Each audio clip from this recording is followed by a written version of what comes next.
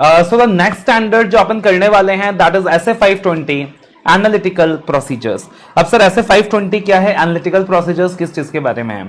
तो सबसे पहले अगर हम बात करें सर एनालिटिकल प्रोसीजर्स होता क्या है, what do you mean by analytical procedures?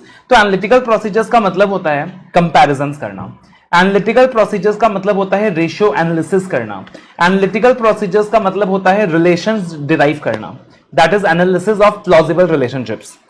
तो अगर अपन बात करें एनालिटिकल प्रोसीजर्स की, तो सर ये जो शब्द है ना एनालिटिकल प्रोसीजर्स, इसका रेफरेंस अपन जगह जगह देखते हैं। जैसे कि इफ यू रिमेंबर, तो ऐसे 315 के अंदर जब हम लोग रिस्क असेसमेंट प्रोसीजर्स की बात करते हैं तो वहां we study that RAP includes analytical procedures. Then ऐसे 330 के अंदर जब अपन फर्दर ऑडिट प्रोसीजर्स में सब्सटेंटिव प्रोसीजर्स की बात करते हैं तो वहां भी we study that substantive procedures includes analytical procedures. ऐसे 500 में जब अपन methods to obtain audit evidence की बात करते हैं तो वहां भी we study that one of the methods of obtaining the audit evidences is analytical procedures. ऐसे 240 में भी एक जगह एनालिटिकल प्रोसीजर्स का रेफरेंस आता है। तो एनालिटिकल प्रोसीजर्स है क्या सर? ये एक बहुत कमाल की टेक्निक है जहां पे आप क्या करते हो, कंपैरिजंस करते हो, एक रिलेशंस एनालाइज करते हो। कंपैरिजंस क्या करते हो सर? एंटिटी का फाइनेंशियल इंफॉर्मेशन कंपेयर करते हो with prior periods. Current year में इतना, प्रीवियस ईयर में कितना, पिछले साल के मुकाबले करंट ईयर में कितना। फिर और क्या चीज से कंपेयर करते हो sir? Anticipated results of the entity actuals versus budgets. और तीसरा आप कंपैरिजन करते हो विद सिमिलर इंडस्ट्री इंफॉर्मेशन कि मान लीजिए लेट अस से कि यार अपन एयरटेल का ऑडिट कर रहे हैं, अगर अपने पास किसी तरीके से जियो का फाइनेंशियल इंफॉर्मेशन अवेलेबल है then we may compare the information as those are similar industries. अब सर कंपैरिजन करके अपन करते क्या? कंपैरिजंस करके अपन एक्सपेक्टेशन डेवलप करते हैं। कंपैरिजंस करके अपन एक्सपेक्टेशंस डेवलप करते हैं कि डिफरेंस कितना हो सकता है। तो कंपैरिजंस करके अपन एक्सपेक्टेशंस डेवलप करते हैं कि डिफरेंस कितना हो सकता है, और अगर बियॉन्ड दिस लेवल, अगर बियॉन्ड द एक्सपेक्टेड लेवल वो डिफरेंस आ रहा है तो अपन इन्वेस्टिगेट करते हैं। अपन क्या करते हैं सर? इन्वेस्टिगेट करते हैं। और इन्वेस्टिगेट करने के लिए अपन मैनेजमेंट से इंक्वायरी करते हैं। इन्वेस्टिगेट करने के लिए अपन मैनेजमेंट से इंक्वायरी करते हैं and plus we perform additional procedures. तो this is the crux of the standard कि आप क्या करते हो सर? कंपैरिजंस करते हो करंट ईयर के फाइनेंशियल्स को पिछले साल से, एक्चुअल्स वर्सेस बजट्स को सिमिलर इंडस्ट्री इंफॉर्मेशन से कंपैरिजन करते हो। तो एक्सपेक्टेशन डेवलप करते हो, यार पिछले साल जीपी रेशियो इतना था तो इस साल कितना होएगा, कंपैरिजन करते हो। अच्छा जियो में ऐसा है तो एयरटेल में कितना होएगा, एक डिफरेंस सेट करते हो, एक्सपेक्टेशन डेवलप करते हो। अगर उस एक्सपेक्टेशन के रेंज में डिफरेंस है तो बहुत बढ़िया बात है, और अगर उससे ज्यादा है तो आप क्या करते हो सर? इन्वेस्टिगेट करते हो।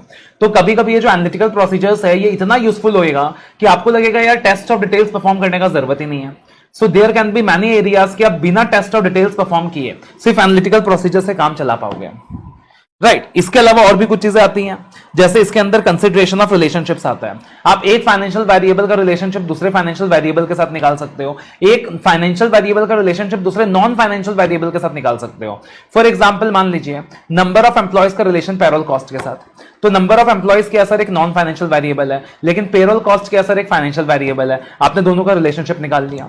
अगर मान लीजिए पेरोल कॉस्ट बहुत ज्यादा है, आपको नंबर ऑफ एम्प्लॉयज कम नजर आ रहे हैं, तो माइट भी वहां पे डमी एम्प्लॉयज हो, फिक्चर्स एम्प्लॉयज हो।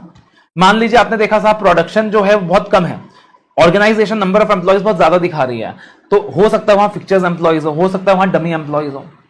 तो इस तरीके से पार्टिकुलरली आप एनालिटिकल प्रोसीजर्स परफॉर्म कर सकते हो। आप सेल्स का कोरिलेशन जीएसटी के साथ देख सकते हो। आपने देखा सर सेल्स बहुत ज्यादा है लेकिन जीएसटी का फिगर बहुत कम है, तो मैनेजमेंट वहां पे घपलेबाजी कर रही है। तो इस तरीके से आप कंपैरिजंस करके और रिलेशंस एनालाइज करके आप क्या कर सकते हो? एनालिटिकल प्रोसीजर्स परफॉर्म कर सकते हो। अब टेक्निक्स क्या क्या सर एनालिटिकल प्रोसीजर्स परफॉर्म करने का? बोला सुनो सुनो सुनो, आप जो कंपैरिजंस करते हो ना उसको ट्रेंड एनालिसिस बोलते हैं, और आप जो रिलेशनशिप का एनालिसिस कर रहे हो ना उसको रीजनेबलनेस टेस्ट बोलते हैं, और एक रेशियो एनालिसिस होता है, that is one of the most popular technique in this analytical procedures. और चौथा एक स्ट्रक्चरल मॉडलिंग होता है। स्ट्रक्चरल मॉडलिंग मतलब तुमको जाके फैशन शो में वो मॉडलिंग नहीं करना है। स्ट्रक्चरल मॉडलिंग का मतलब क्या हो गया? पुराने जो भी ईयर्स हैं उसके डाटा को लो, उसको एक अकाउंटिंग सॉफ्टवेयर में डालो, मैथमेटिकल मॉडल में डालो, और जो मैथमेटिकल मॉडल होएगा वो पास्ट ईयर के डाटा के बेसिस में तुम्हारे करंट ईयर के बैलेंसेस प्रेडिक्ट करके दे देगा। That is what we call a structural modelling. अब सर जो एनालिटिकल प्रोसीजर्स है इसको अपन अलग अलग नामों से बुलाते हैं। इसको अपन सब्सटेंटिव एनालिटिकल प्रोसीजर्स भी बुलाते हैं, एनालिटिकल रिव्यू प्रोसीजर्स भी बुलाते हैं, सब्सटेंटिव ऑडिट प्रोसीजर्स भी बुलाते हैं, अलग अलग नामों से बुलाते हैं।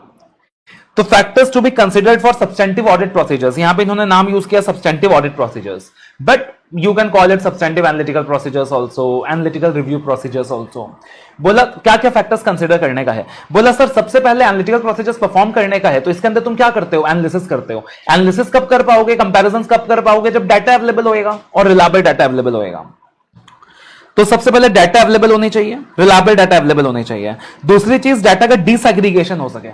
डाटा का डिसएग्रीगेशन हो सके मतलब एक हो गया आपको पूरा कंपनी का इंफॉर्मेशन तो मिल गया, बट आप उसे ब्रेकअप नहीं कर पा रहे हो, पर डे सेल्स, पर प्रोडक्ट सेल्स।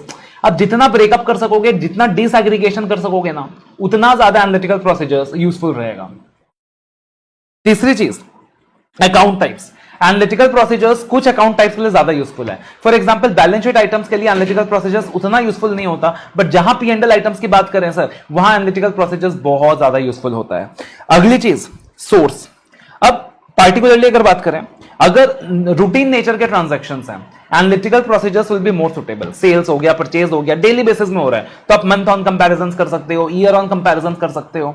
लेकिन जो नॉन रूटीन नेचर के ट्रांजैक्शंस होते हैं, for example research and advertisement का खर्चा पता चला 3 या 4 साल में कंपनी एक बार कर रही है, आप कंपैरिजन किससे करोगे? या फिर हर कंपनी का अपना रिसर्च का बेस अलग हो सकता है, आप सिमिलर इंडस्ट्री से भी कंपैरिजन नहीं कर सकते। तो वो पार्टिकुलरली ट्रांजैक्शंस जो रूटीन नेचर के नहीं होते, एनालिटिकल प्रोसीजर्स भी वहां सुटेबल नहीं होता। अगली चीज बोली गई है, अगर रिलेशनशिप्स आइटम्स के बीच प्रेडिक्टेबल हो तभी आप एनालिटिकल प्रोसीजर्स परफॉर्म कर पाओगे, वरना नहीं कर पाओगे। फॉर एग्जांपल सेल्स और कॉस्ट के बीच रिलेशनशिप प्रेडिक्टेबल होता है कि करीबन अपना कितने सेल्स के लिए कितना कॉस्ट इंकर होएगा, तो दैट रिलेशनशिप इज प्रेडिक्टेबल। तो रिलेशनशिप प्रेडिक्टेबल होना चाहिए सर। अगर रिलेशनशिप प्रेडिक्टेबल नहीं होएगा तो आप कंपैरिजन नहीं कर सकते हो। आप क्या नहीं कर सकते हो सर? कंपैरिजन नहीं कर सकते हो। आप क्या नहीं कर सकते हो सर? एनालिटिकल प्रोसीजर्स परफॉर्म नहीं कर सकते हो। अगली चीज बोली हुई है कि एनालिटिकल प्रोसीजर्स कुछ असर्शंस के लिए बहुत ज्यादा इफेक्टिव है और कुछ असर्शंस के लिए कम इफेक्टिव है। मान लीजिए कंप्लीटनेस डिसाइड करनी है, वैल्यूएशन डिसाइड करनी है, very effective. But right obligations का पता लगाना है कि कंपनी के नाम पे एसेट है कि नहीं। सोचो यार, कंपैरिजन करके, एनालिसिस करके कैसे पता लगाओगे एसेट एंटिटी के नाम पे है कि नहीं? उतना इफेक्टिव नहीं है। एंड फाइनली इनहेरेंट रिस्क और व्हाट कैन गो रॉन्ग। अगर इनहेरेंट रिस्क ज्यादा है तो आप खाली एनालिटिकल प्रोसीजर्स पर भरोसा मत करना, टेस्ट ऑफ डिटेल्स भी परफॉर्म करके चलना।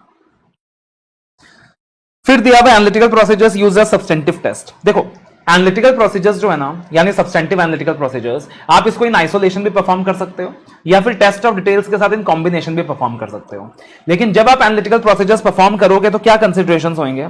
सबसे पहले आपको देखना है कि जिस असर्शन के लिए आप एनालिटिकल प्रोसीजर परफॉर्म करने जा रहे हो वो सुटेबल भी है ना। राइट्स ऑब्लिगेशन के लिए सुटेबल ही नहीं है, अगर प्रेडिक्टेबल रिलेशनशिप नहीं है तो सुटेबल ही नहीं है, अगर नॉन रूटीन ट्रांजैक्शन है तो सुटेबल ही नहीं है। दूसरी चीज आपको देखनी है सर, डाटा रिलायबल है कि नहीं, सोर्स ऑफ इंफॉर्मेशन बराबर है कि नहीं, इंफॉर्मेशन कंपैरेबल है कि नहीं। आप अपने आप को कंपेयर कर रहे हो किसी साइंस के स्टूडेंट के साथ, आर्ट्स के स्टूडेंट के साथ, कंपैरिजन ही नहीं है यार। कंपैरिजन सिमिलर बेस में होना चाहिए, इंफॉर्मेशन रिलायबल होनी चाहिए, डाटा रेलिवेंट होनी चाहिए। अगली चीज आपने क्या डेवलप करनी है सर? एक्सपेक्टेशन डेवलप करनी है। तो आपने ये देखना है कि जो एक्सपेक्टेशन है वो प्रिसाइज हो, एक्सपेक्टेशन सही हो, ताकि आप मिस स्टेटमेंट आइडेंटिफाई कर सकें। आपने एक्सपेक्टेशन डेवलप किया, पिछले साल जीपी रेशियो 20% था, इस साल 10% का डिफरेंस हुआ तो चलेगा। 10% समझते हो क्या है? इतना ज्यादा डिफरेंस ले लिया कि कभी मिस स्टेटमेंट मिलेगा ही नहीं। तुम 3% लेते, 4% लेते, तो वहां मिस स्टेटमेंट आइडेंटिफाई करने का चांसेस ज्यादा रहता। एंड चौथी चीज डिफरेंस, ये देखना डिफरेंस, ये देख लेना कि डिफरेंस कितनी है, एक्सेप्टेबल है विदाउट फर्दर इन्वेस्टिगेशन या you need to further investigate. फिर आगे बोली हुई है कि sir analytical procedures generally large volume of transactions के लिए ज्यादा सुटेबल होता है, प्रेडिक्टेबल नेचर के ट्रांजैक्शन के लिए ज्यादा सुटेबल होता है। जैसे यहां 2 एग्जांपल्स दिया, payroll cost and rental income. बोला पेरोल कॉस्ट की बात करें, आपको पता नंबर ऑफ एम्प्लॉइज कितने होंगे, आपको पता होगा उनका फिक्स्ड पे आउट कितना होगा, आप अकॉर्डिंगली टोटल पेरोल कॉस्ट को निकाल सकते हो, अंदाजा लगा सकते हो। रेंटल इनकम, आपको पता है कि रूम रेंटल इनकम कितनी होगी, टैरिफ रेट्स कितना होगा, राइट। तो आपको पता है टैरिफ रेट्स कितना होगा, आपको पता है रूम्स कितने हैं, आपको पता है कि कितना वैकेंसी रेट रहता है, कितना ऑक्यूपेंसी रेट रहता है, तो आप आराम से अंदाजा लगा सकते हो। फॉर एग्जांपल आपको पता है कि आप होटल इंडस्ट्री का ऑडिट कर रहे हो, आपको पता है शादी का सीजन आने वाला है, 100% फुल रहने वाला है, तो अकॉर्डिंगली आप अंदाजा लगा सकते हो कि उस टाइम टोटल इनकम कितना होना चाहिए। And you can further estimate the income, rental income. आपको इतना टेस्ट ऑफ डिटेल्स परफॉर्म करने का नीड नहीं रहेगा। और फिर लास्टली आता है investigating results of analytical procedures. तो एज आई टोल्ड यू कि अगर फ्लक्चुएशन बहुत ज्यादा है, कंपेयर डिफरेंस बहुत ज्यादा है, आपके एक्सपेक्टेड वैल्यू से ज्यादा है, या जब आप रिलेशनशिप को एनालाइज कर रहे हो, आपको पता चला कि इनकंसिस्टेंट रिलेशन है। क्या है? इनकंसिस्टेंट रिलेशन है। तो इन दैट सिचुएशन आप क्या करोगे सर, उस चीज को इन्वेस्टिगेट करोगे। कैसे इन्वेस्टिगेट करोगे सर, सबसे पहले मैनेजमेंट से पूछोगे, इंक्वायर करोगे ऐसा क्यों है, डिफरेंस क्यों है, रिलेशंस में इनकंसिस्टेंसी क्यों है, और दूसरा जो भी एडिशनल प्रोसीजर्स परफॉर्म करने की जरूरत है वो सारे एडिशनल प्रोसीजर्स परफॉर्म करोगे। That's it. तो एनालिटिकल प्रोसीजर्स के स्टैंडर्ड के अंदर मेनली आपको यही सारी चीजें याद रख के चलनी है। बहुत ही सिंपल स्टैंडर्ड है, बहुत ही छोटा सा स्टैंडर्ड है। आई बिलीव ये जो कॉन्सेप्ट्स आपके क्लियर हो गए होंगे कम टाइम मैनर के अंदर।